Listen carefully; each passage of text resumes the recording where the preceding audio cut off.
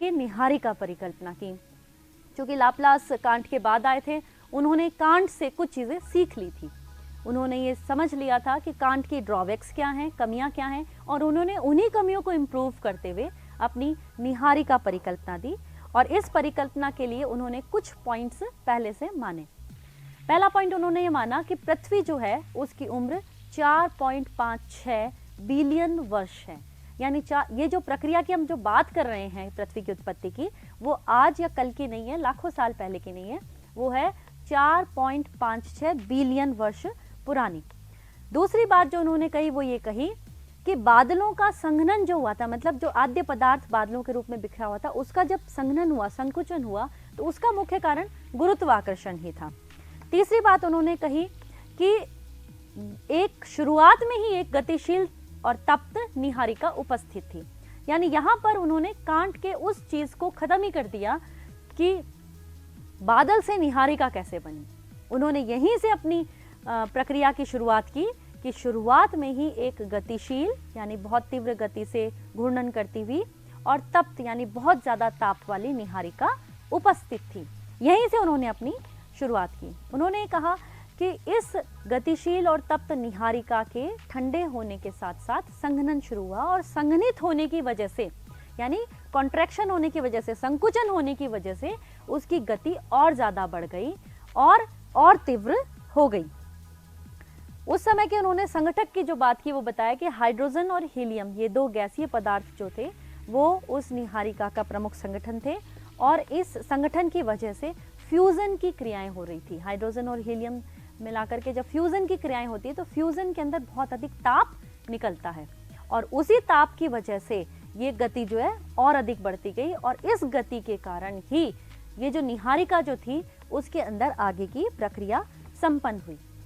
खैर, उसके बाद इन मान्यताओं के बाद उन्होंने विभिन्न चरण भी दिए, और इन चरणों में उन्होंने एक एक करके बताया कि किस तरह से एक पूरा का पूरा गोलाकार निहारिका जो थी वो धीरे धीरे धीरे करके और वर्तमान हमारे सौर मंडल के उस स्थिति तक पहुंच गई। यहाँ आप चित्र में देखें, इन्होंने बताया कि किस तरह से ये पूरा का पूरा एक जो सर्कुलर गोला था, इस गोले के अंदर पहले से ही गति विद्यमान थी। ये जो सर्कल इन्होंने बना रखा है, ये गति दिखाई है। इसके बाद उन्होंने बताया कि सेकंड स्टेज के अंदर लगातार घूम रही है, किंतु इसका आकार जो है वो चपटा हो गया। आकार चपटा होने के पीछे इन्होंने मुख्य कारण कोणीय संवेग का संरक्षण बताया, क्योंकि कोई भी गोला जब तीव्र गति से मूव करता है तो उसके अंदर हल्का सा चपटापन आ जाता है। ये जो चपटापन था ये धीरे धीरे गति बढ़ने के साथ साथ बढ़ता गया, और इस तरह से हमें एक तश्तरी नुमा संरचना प्राप्त हो गई। देखिए, एक गोले से इन्होंने तश्तरी के बनने तक की प्रक्रिया को स्पष्ट किया है। इस तश्तरी, लगातार घूमती हुई तश्तरी में केंद्र के अंदर अधिक पदार्थों का जमाव हो गया और बाहर की तरफ वलय बना। इसको आप बहुत आसानी से इस तरह से भी समझ सकते हैं कि एक फुटबॉल को गीला करें और फुटबॉल को तेजी से घुमाएं। जब आप फुटबॉल को तेजी से घुमाएंगे तो आप देखेंगे कि पानी की जितनी भी बूंदें हैं वो फुटबॉल की बाहरी सतह और बिल्कुल जो केंद्र की सतह है वहां से रिंग से बाहर की ओर निकलती है। यानी घूमती हुई किसी भी चीज के में अगर वलय बनने के चांस होते हैं तो वो बिल्कुल इसके सेंटर पॉइंट से वलय बनते हैं। जब ये इतने सारे वलय बनते गए तो बीच का जो पदार्थ था, सेंटर पॉइंट जो था, वो आद्य सूर्य के रूप में उपस्थित हो गया, और बाहर की तरफ हमें अलग अलग प्रकार के ग्रहों का निर्माण होता हुआ बताया है। नेक्स्ट में आप इस डायग्राम में आप बहुत आसानी से देखें कि किस तरह से एक बादल था और बादल के अंदर घूर्णन था, लेकिन इस घूर्णन करती हुई निहारिका के अंदर से ही सिकुड़न जो था वो प्रारंभ हो गया था। नेक्स्ट डायग्राम में आप देख रहे हैं कि इसके अंदर आप बीच में से देखें थोड़ा सा उभार आ रहा है और चारों तरफ जो है वो रिंग बनने की तैयारी शुरू हो चुकी है। तो ये जो सिकुड़ती हुई निहारिका थी, इसके बीच वाले हिस्से को आद्य सूर्य यानी सूर्य का प्राचीन रूप कहा गया, और बाहर की तरफ से ये वलय निकलने प्रारंभ हो गए। नेक्स्ट जो है ये आप देखें कि सघन पदार्थ जो थे उसका केंद्र पर जमाव हो गया, और उसके पास में जो था दूसरी तरफ बाहर की तरफ जो थे वो हल्के पदार्थ जमा हो गए। इस चित्र के अंदर आप देखें कि एक लाइन बनाई गई है। ये जो व्हाइट कलर की लाइन है, ये लाइन आप देखें पूरी की पूरी, इस लाइन के जरिए आप यहाँ आराम से देख सकते हैं कि केंद्र में भारी पदार्थ का जमाव, और इस जमाव की वजह से इसे हमने आद्य पदार्थ कहा। लेकिन जैसे जैसे हम बाहर की ओर जा रहे हैं वैसे वैसे पदार्थों की मात्रा कम होती जा रही है, और न केवल मात्रा कम हो रही है बल्कि उनके अंदर जो है वो घनत्व की मात्रा भी यहाँ तक पहुँचते पहुँचते थोड़ी सी कम हो जाती है। इस एक डायग्राम में आप देखें कि ये लाइन जो है ये फ्रॉस्ट लाइन है, यानी इस लाइन के बाद में हमें लगभग सारी चीज़ें जमी हुई अवस्था के अंदर मिल रही हैं, क्योंकि यहाँ से तापमान की मात्रा यहाँ तक बहुत कम पहुँच पा रही है। इस छोटे से लंबे डायग्राम के अंदर दिखाया गया है कि हाइड्रोजन कंपाउंड इतनी अधिक मात्रा के अंदर है, जबकि यहाँ पर सिर्फ इतनी ही सी मात्रा के अंदर हाइड्रोजन कंपाउंड है जो कि हल्की गैस है। बाकी जो कंपाउंड बने हुए हैं वो भारी या सघन पदार्थों के बने हुए हैं। यहाँ पर सघन या जो भारी पदार्थ हैं उनकी मात्रा यहाँ पर आप देखें बहुत ही छोटे रूप के अंदर दिखाई गई है। इस तरह से इस डायग्राम के थ्रू हम ये कह सकते हैं कि किस तरह से केंद्र के अंदर सूर्य का निर्माण हुआ और उसके चारों तरफ वलय बनने के बाद इन वलयों के संघनन की वजह से अलग अलग ग्रह बने।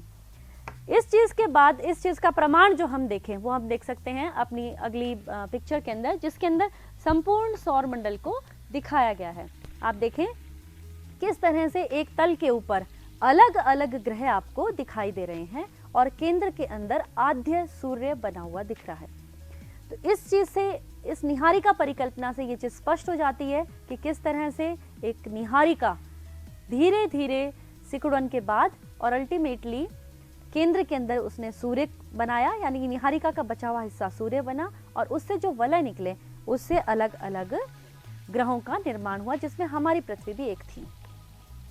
लेकिन इन्होंने जो परिकल्पना दी वो परिकल्पना भी आलोचनाओं से रहित नहीं थी।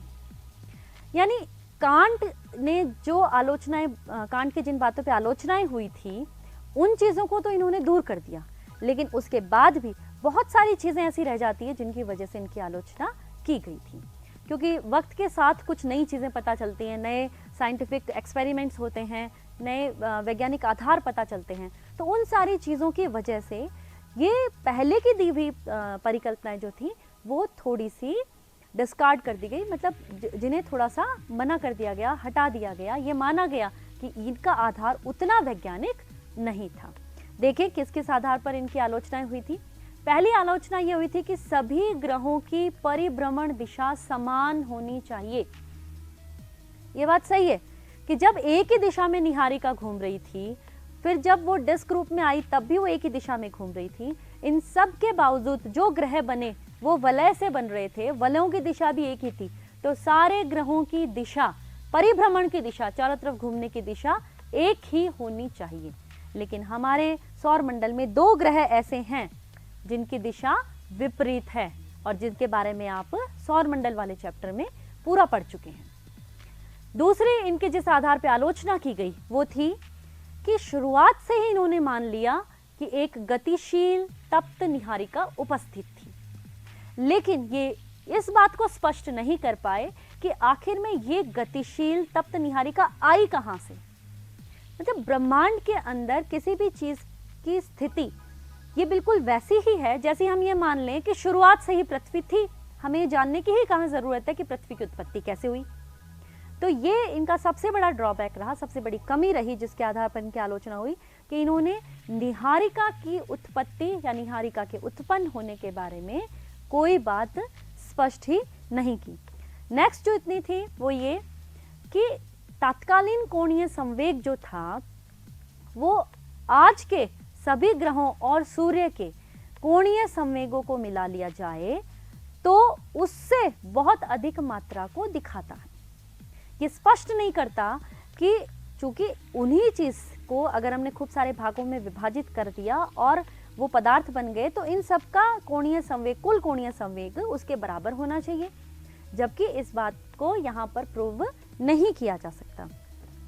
नेक्स्ट वही चीज कि सूर्य के अंदर कोई भी नवीन वलय बनने के आज हमें कोई प्रमाण नहीं मिलते हैं। इसका मतलब उस तरह की वलय बन करके कोई भी संरचना बनना, वलय जैसी संरचना बनना और उसके बाद उससे ग्रह का बनना स्पष्ट नहीं होती है।